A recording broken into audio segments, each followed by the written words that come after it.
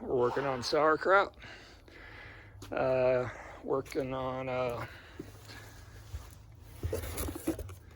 the fuel pump, and this is how they put it together. That doesn't look too bad, but I'm gonna go ahead and get another one.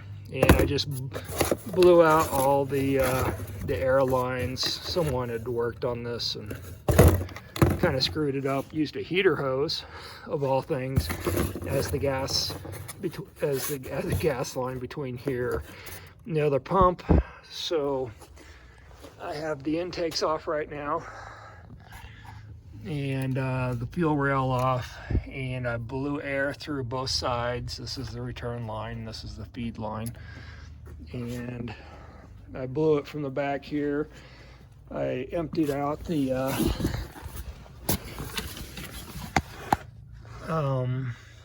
fuel tank. I jacked up the car, and then I ran a bunch of fuel through it into a pan to clean out the tank.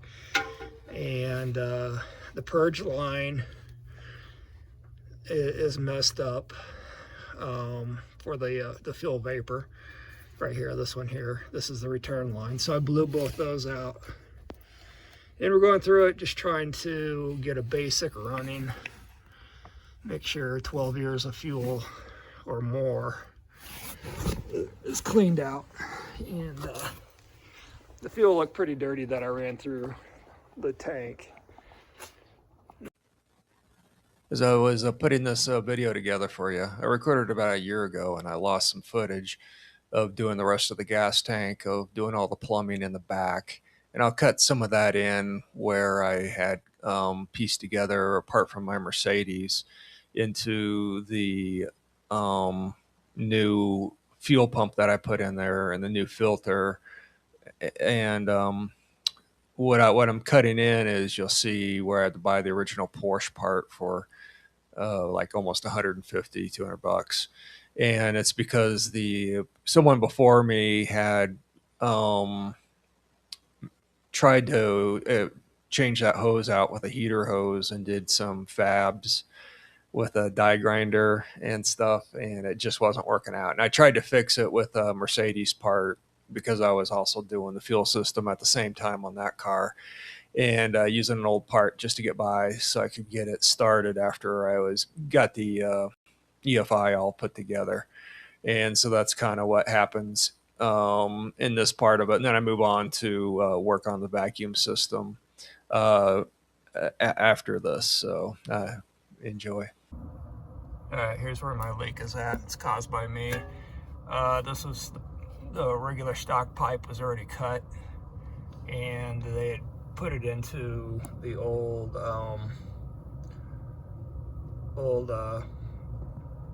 fuel pump right up there, and kind of badly machined out the nozzle to make it fit. I took this is off of a Mercedes that I was replacing, so I put a new fuel pump back together with the right check valve and everything. And then I thought it'd be cute and just interface it right there with a nylon fuel part. And no matter how tight I get this, it ain't happening. So looks like I'm going to burn 60 bucks on this pipe here. All right, we're back to the fuel hose. One expensive fuel hose. Don't buy the one off eBay. They're charging like $100 too much. I got this from Sunshine Porsche, which is a great, Sunset Porsche or Sunrise Porsche. It's out of Oregon, and it's an Audi dealership that sells Porsche, real OEM Porsche parts and other stuff at good prices. So this is shipped is about $250, so $100 less than what that one guy on eBay is charging for these hoses. You know, top tip too, you probably can take it over to a shop with your old ends and get them pressed on, but someone had messed up this end here for me, or this one here. There's one of them that's messed up, and that's why I put one for my Mercedes, which is almost the same, and I I cut the hose together, but you all saw it was leaking under pressure. So I'll throw this in. We should be good to go off that now. Ian Porsche on eBay or 944 online.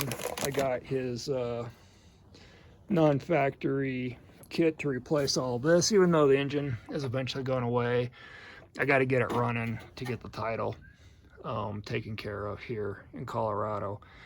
So all these lines I'm going to replace, and I'm going to show you where I'm going to extend it for the new MAF airbox that I 3D printed, the Ford V8 throttle body with TPS, and the idle air control. This is also an idle air control, but it's basically, from what I can tell right now, just an on or off type of thing with the fuel pump being on.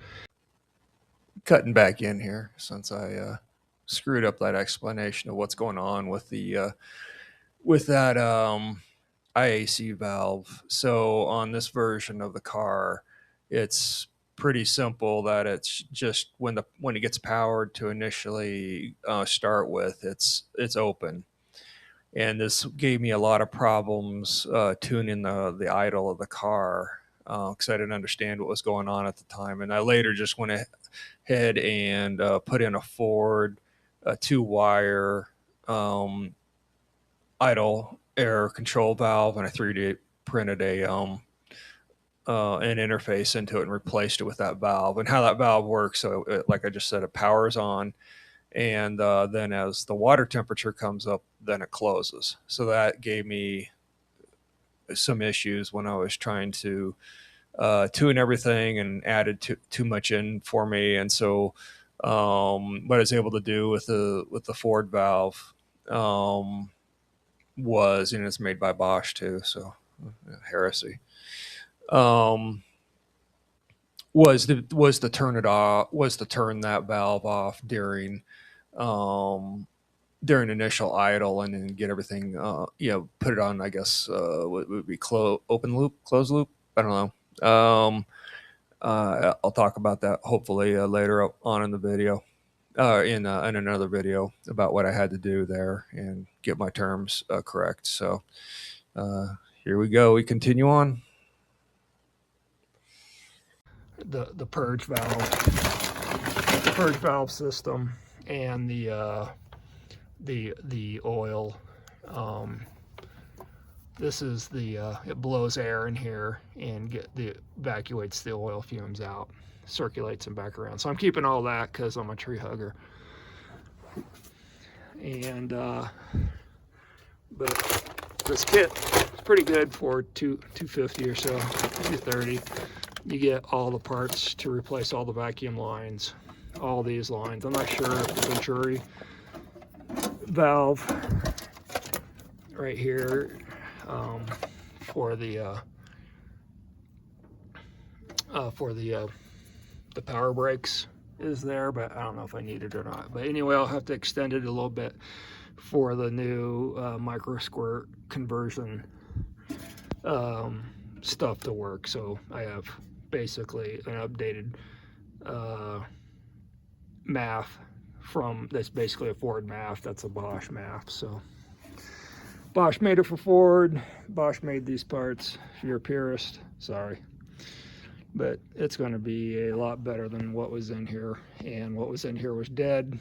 Don't know if I videoed or not earlier, but the DME is dead, was burned out, and it's just not worth putting the money into it to get this thing original, because this motor is going away after I play around supercharging it. It's basically, I have an an 07K sitting in the garage behind the Camry there, along with a 01X Audi 6-speed transmission, before this car gets a big facelift too. Here's what's cool about the kit, is he puts the numbers of their on, so if you take everything off, you can get it all back together by going out to Gary's garage, or whatever that guy's name is, and looking at the shop manual, seeing what the part numbers are, and putting them on. He puts them on under here. I just peeled them off because I didn't want them on under there, and just to show everybody how it works, how I did this. So cool beans, stuff like this. I haven't figured out where this one goes yet.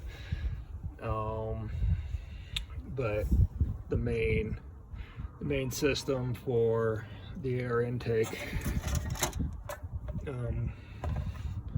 connections there from the math to the intake manifold, throttle body, and this is for the intake manifold. These two here. This one just needs to be cut, is all. New brake vacuum line. So all the goodies.